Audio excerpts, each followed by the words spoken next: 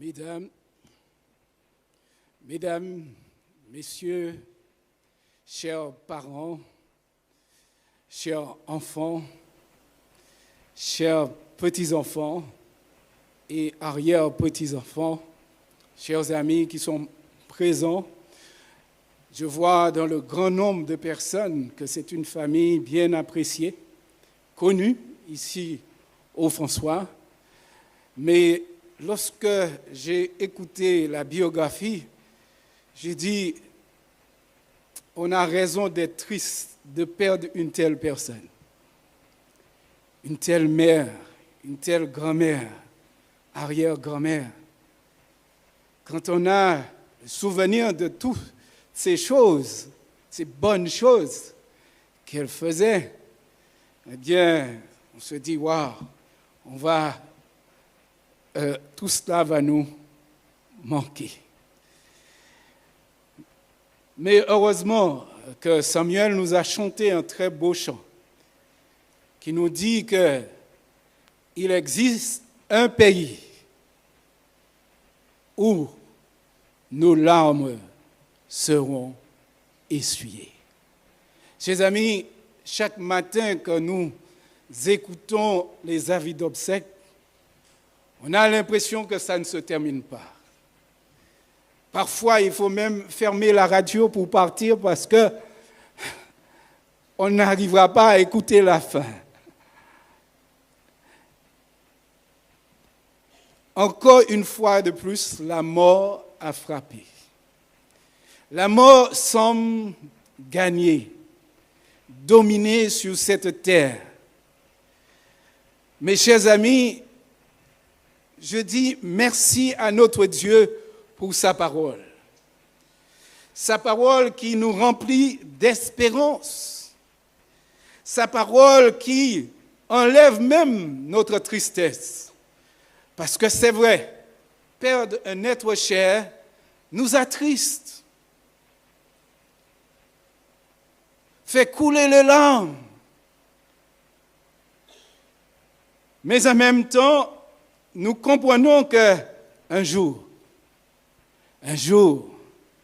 très bientôt, nous n'assisterons plus aux funérailles.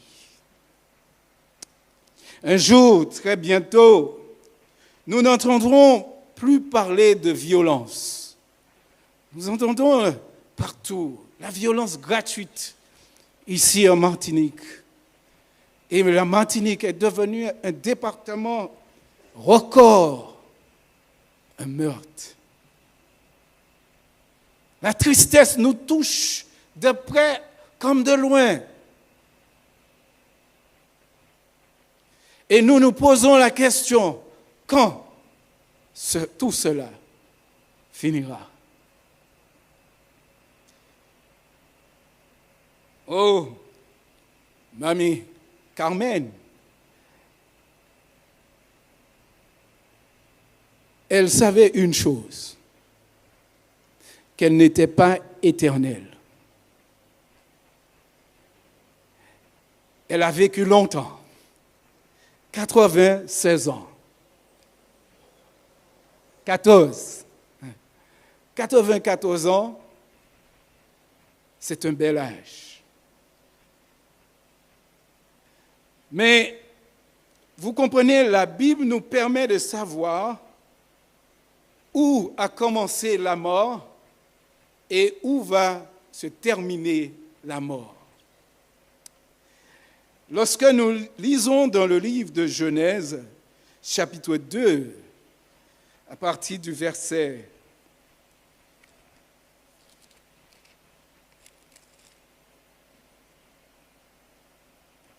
15, il est dit, « L'Éternel, Dieu prit l'homme et le plaça dans le jardin d'Éden pour le cultiver et pour le garder. L'Éternel Dieu donna cet ordre à l'homme, « Tu pourras manger de tous les arbres du jardin, mais tu ne mangeras pas de l'arbre de la connaissance du bien et du mal, car le jour où tu en mangeras, tu mourras. »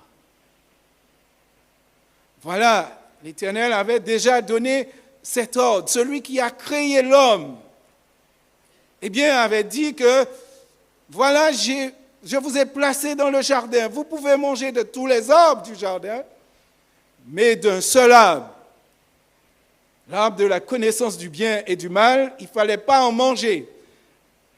Le fruit n'était pas empoisonné, mes amis. Ce n'est pas parce qu'ils ont mangé le fruit que le fruit était empoisonné et qu'ils sont morts. Non, le fruit n'était pas empoisonné. L'ordre qui était donné, c'était simplement pour montrer la loyauté de l'homme vis-à-vis de son Créateur. Dieu est le propriétaire et l'homme est gérant. Et Dieu lui dit, il peut faire usage de tout le reste, mais sauf de cet arbre. Mais la Bible nous dit que Ève a pris de cet arbre, elle en a mangé et elle a donné à son mari. Le péché est entré dans notre monde et aussi la mort, parce qu'au verset 19, il est dit,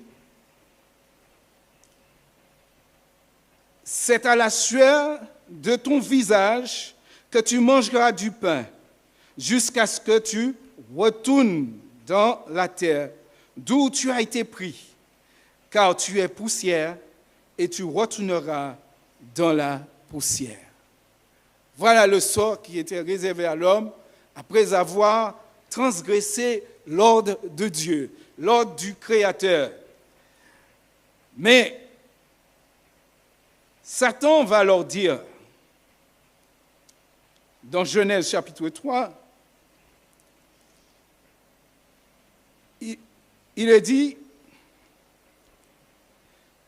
Satan leur dit,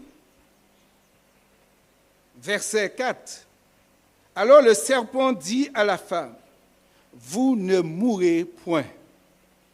Mais Dieu sait que le jour où vous en mangerez, vos yeux s'ouvriront et vous serez comme des dieux, connaissant le bien et le mal.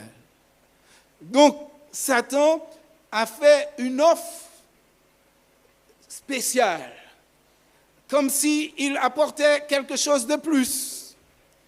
Et là, chers amis, Ève a dit, waouh, Dieu veut nous priver de quelque chose. Mais l'autre, le serpent, dit, non, Dieu sait que le jour où vous en mangerez, vos yeux s'ouvriront et vous serez comme Dieu, connaissant le bien et le mal. Oui, c'est vrai. Aujourd'hui, nous connaissons le bien et le mal. Mais à quel prix? À quel prix? Voilà, Adam et Ève vont connaître rapidement les conséquences de leur choix. Lorsque nous lisons dans Genèse chapitre 4, au verset 8, il est dit, cependant, Caïn adressa la parole à son frère Abel. Mais comme ils étaient dans les champs, Caïn se jeta sur son frère Abel et le tua. Voilà où la mort commence et entre dans ce monde à cause de la désobéissance, à cause du péché. La mort est entrée dans notre monde et le péché a amené le cortège de douleur, la maladie, la souffrance. Et, mes amis, aujourd'hui, nous sommes touchés par la mort de nos proches. Mais heureusement que la Bible dit dans Apocalypse chapitre 14, « Heureux ceux qui meurent dès à présent dans le Seigneur, car leurs œuvres les suivent. » Heureux. On va dire, pourquoi dire heureux pour la mort?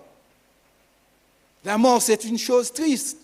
Mais dans ce monde où nous vivons, la mort est parfois une solution pour des situations plus tristes, Parce que c'est encore très pénible de voir des êtres chers souffrir.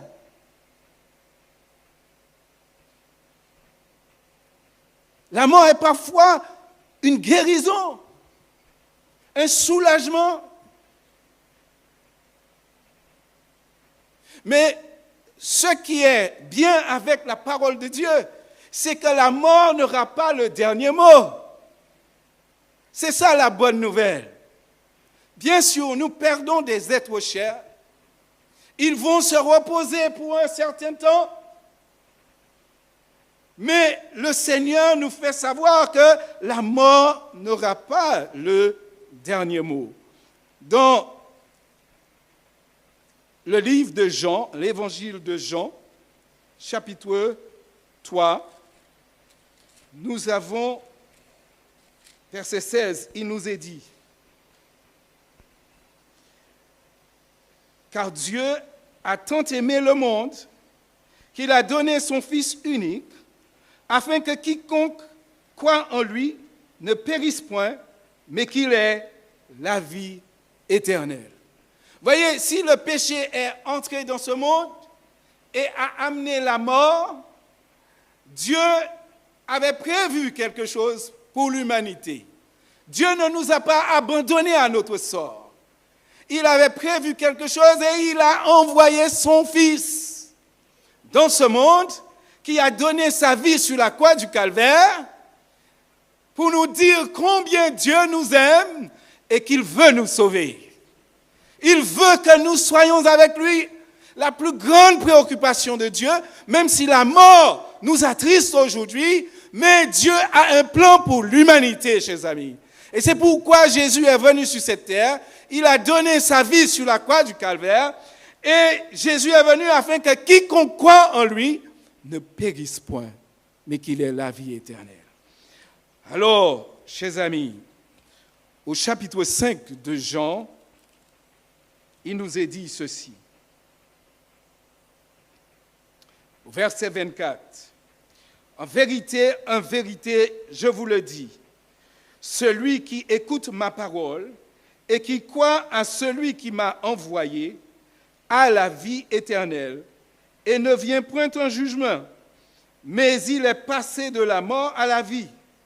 En vérité, je vous le dis, l'heure vient, et elle est déjà venue, où les morts entendront la voix du Fils de Dieu. Et ceux qui l'entendront, l'auront entendu, vivront. Voyez, au verset 28, ne vous étonnez pas de cela, car l'heure vient où tous ceux qui sont dans les sépulcres entendront sa voix et en sortiront. Et en sortiront. Ceux qui auront fait le bien ressusciteront pour la vie. Mais ceux qui auront fait le mal ressusciteront pour le jugement. Voici la bonne nouvelle, chers amis. Et Carmen, elle a entendu cette bonne nouvelle. Elle a entendu qu'il y a une espérance en Jésus. Lorsque nous vivons sur cette terre, à cause du péché, nous sommes amenés à mourir un jour ou l'autre. Mais lorsque nous acceptons Jésus comme notre Seigneur et Sauveur, la bonne nouvelle, c'est que nous mourons avec l'espérance. Nous ne mourrons pas sans espérance. Quand on a rencontré Jésus, on a accepté Jésus comme notre Seigneur et Sauveur, quelle belle espérance pour ceux qui connaissent Jésus. Il est venu sur cette terre, chers amis, il a vécu et il nous a montré comment Dieu nous aime. Et au chapitre 11 de Jean, Jésus va faire quelque chose d'extraordinaire. Nous n'aurons pas le temps de tout lire. Mais chapitre 11, Jésus avait l'habitude d'aller chez une famille quand il arrivait à Béthanie, où habitaient Lazare, Marthe et Marie. Il passait du temps avec eux. Et un jour, alors que Jésus était dans une autre ville, on lui dit, ton ami que tu aimes il est mort. Jésus a entendu cela. Mais on nous dit qu'il est resté 2 jours. Il continue. Les sœurs sont dans la désolation. Mais après, le 4e jour, Jésus dit, allons. Et Jésus va se rendre à Béthanie. Et quand on a entendu la nouvelle que Jésus arrive, les sœurs sont allées voir Jésus et dit, si tu étais là, mon frère ne mourrait pas. Jésus dit, est-ce que tu crois? Elle dit, oui, je crois que tu vas le ressusciter au dernier jour. Mais Jésus dit, si tu crois, tu verras de grandes choses. Et Jésus demande de l'amener vers le tombeau où on a déposé Lazare. Et elle dit, non, Seigneur, ça fait déjà 4 jours. Ils sont déjà. Mes amis, Jésus peut paraître en retard, mais rien n'est impossible à notre Dieu. Il n'est jamais en retard. Quand Jésus est arrivé, Jésus demande de rouler la pierre. On a roulé la pierre et Jésus va prier. Il dit, Père, je te remercie de sorte que tu m'exauces toujours. Il ne prie pas pour lui-même, il prie pour les autres. Parce qu'il veut nous enseigner que nous devons dépendre de Dieu et que nous devons apprendre à prier. Mais il savait que son père allait l'exaucer parce qu'il avait déjà dit que cette maladie, c'est pour la gloire de Dieu. Et là, alors qu'on a roulé la pierre, Jésus dit, Lazare, sors. Et Lazare est sorti, enveloppé, mais il est sorti. Quelle puissance qui pourrait le faire sortir là alors qu'il est lié? C'est seulement la puissance de Dieu, chers amis. Et Lazare est sorti, Jésus dit de le délier. Lazare est ressuscité. Et c'est pourquoi le Seigneur nous dit que si nous croyons en Jésus, si nous croyons à sa parole, eh bien, ceux qui sont dans les sépulcres entendront sa voix et en sortiront. Chers amis, tous ceux qui acceptent Jésus comme leur Seigneur et Sauveur ont cette espérance. L'espérance du retour de Jésus, l'espérance de la résurrection. Tout d'abord, je voudrais lire avec vous l'une des plus belles promesses que je trouve dans la Bible et que je ne rate pas une occasion pour faire connaître cette belle promesse dans la Bible, dans Jean chapitre 14, le verset 1 à 3, où il est dit, Micheline et tous les autres, que votre cœur ne se trouble point. Croyez en Dieu et croyez en moi. Il y a plusieurs demeures dans la maison de mon Père. Si cela n'était pas, je vous l'aurais dit. Je vais vous préparer une place. Et lorsque je m'en serai allé et que je vous aurai préparé une place,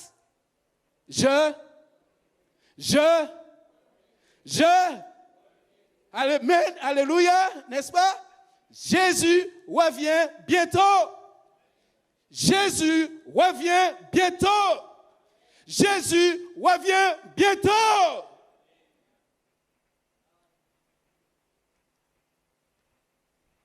Nos larmes seront essuyées, chers amis, au retour de Jésus. Donc il nous demande de ne pas être troublés parce que le jour vient, il est allé préparer une place pour nous et qu'il va revenir. Parce que son désir, c'est que nous soyons avec lui. C'est ce qu'il est dit. Je reviendrai et je vous prendrai avec moi afin que là où je suis, vous y soyez aussi. C'est une tristesse pour Dieu de nous voir mourir. Dieu a autant de peine parce qu'il nous avait créés pour sa gloire.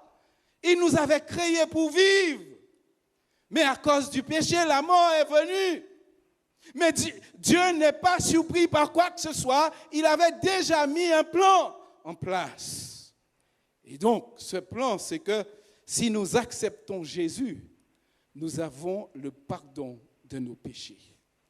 Et nous avons en même temps la vie éternelle. Car Dieu a tant aimé le monde qu'il a donné son Fils unique afin que quiconque croit en lui ne périsse point, mais qu'il ait la vie éternelle. Oh, chers amis, alors que les Thessaloniciens étaient très tristes parce que Jésus était ressuscité, il était monté au ciel, l'apôtre Paul va annoncer la bonne nouvelle aux Thessaloniciens, mais le temps passait et semblait être très long. L'apôtre Paul va rassurer les chrétiens pour leur dire de ne pas perdre courage parce qu'il y a un jour prévu. Donc dans 1 Thessaloniciens 4, à partir du verset 13, nous avons ces paroles. Nous ne voulons pas, frères, que vous soyez dans l'ignorance au sujet de ceux qui dorment. Vous voyez ici, la mort est considérée comme un sommeil. Pas pour nous, mais pour Dieu. Voyez, parce que même si j'appelle Carmen, là, elle ne va plus se réveiller. Mais un jour vient. Le jour vient, d'accord? Et l'apôtre Paul rassure les chrétiens en leur disant, nous ne voulons pas, frères, que vous soyez dans l'ignorance au sujet de ceux qui dorment, afin que vous ne vous affligez pas comme les autres qui n'ont point d'espérance. Voyez, lorsqu'on n'a pas d'espérance, on croit que la mort, c'est la fin de tout. Mais quand on croit en Jésus, on sait que la mort, c'est une virgule. C'est une pause. Mais que très bientôt, nous allons nous réveiller, ceux qui sont en Jésus-Christ. Il continue et dit, car si nous croyons que Jésus est mort et qu'il est ressuscité, croyons aussi que Dieu ramènera par Jésus et avec lui ceux qui sont morts.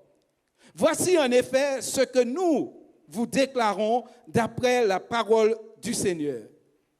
Amen.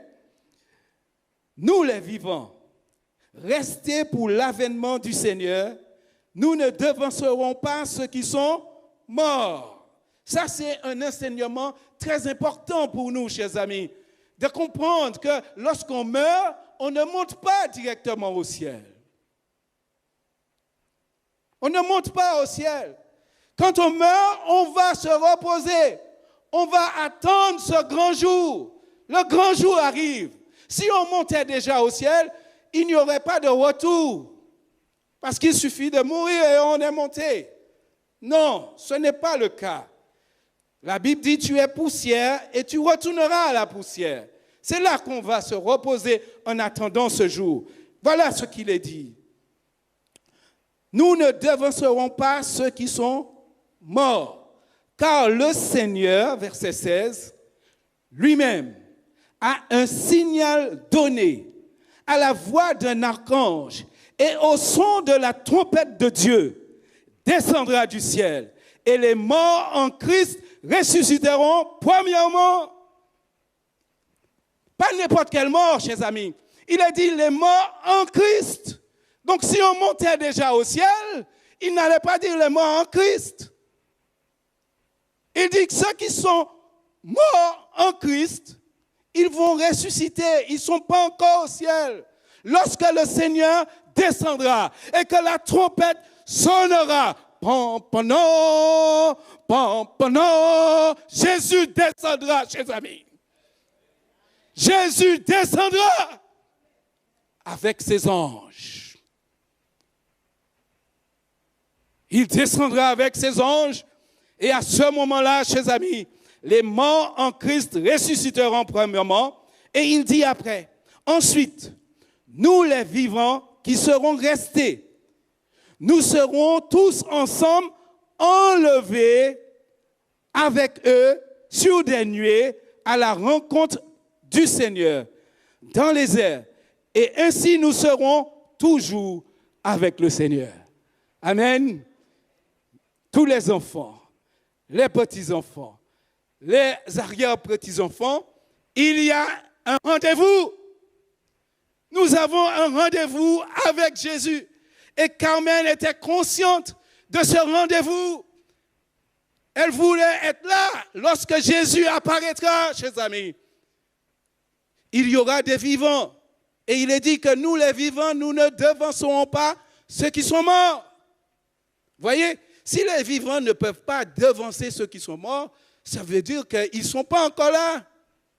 Mais il est dit que les morts ressusciteront et ensemble, ceux qui sont morts en Christ ressuscités, avec les vivants qui attendent le Seigneur, seront enlevés à la rencontre du Seigneur.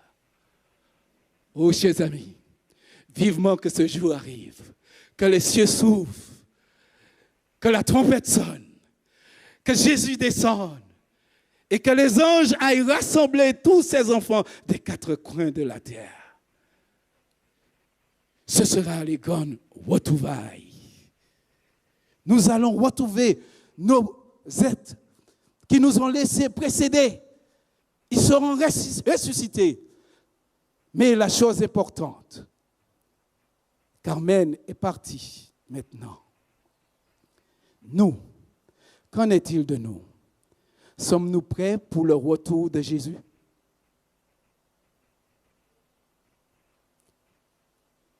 Parce que c'est seulement les morts en Christ qui n'auront pas à cette première résurrection. Parce qu'il y a une deuxième résurrection. Mais la deuxième résurrection, ce n'est pas pour la vie, c'est pour la mort.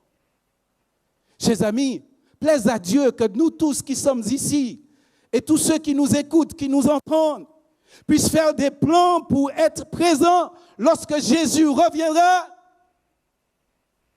Parce que ce n'est pas une blague. Tout ce qui se passe dans le monde actuellement nous montre que le monde tire à sa fin.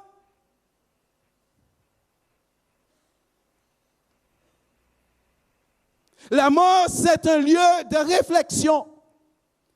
Oh, lorsque la mort arrive, nous sommes tristes. Nous voyons que nous sommes limités. Mais après la mort, vite oublié. Tout est déjà oublié. Et nous retournons à nos affaires. Mais Jésus revient. Chers amis, chers parents, chers enfants, Jésus revient.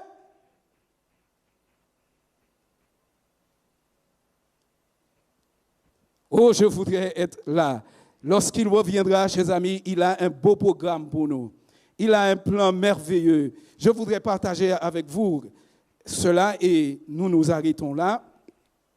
Je partage avec vous ce plan que Dieu a pour nous, le programme que Dieu a pour l'humanité, qui se trouve dans Apocalypse chapitre 21, qui dit « Puis je vis un nouveau ciel et une nouvelle terre, car le premier ciel et la première terre avaient disparu, et la mer n'était plus. Et moi, Jean, je vis descendre du ciel d'auprès de Dieu la ville sainte, la nouvelle Jérusalem, préparée comme une épouse qui s'est parée pour son époux.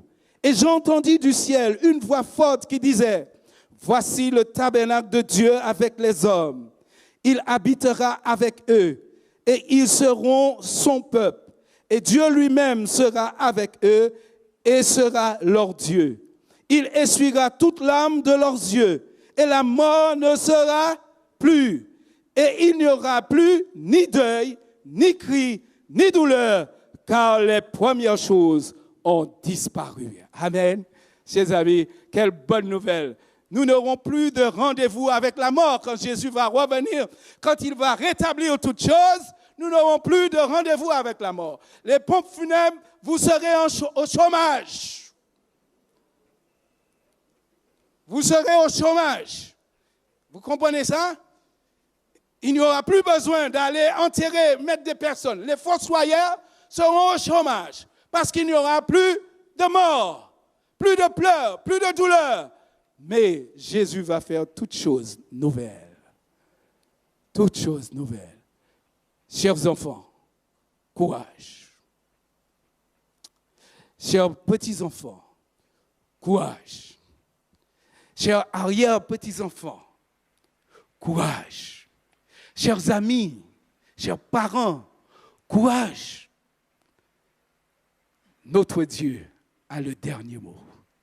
Il est le Dieu de toute consolation.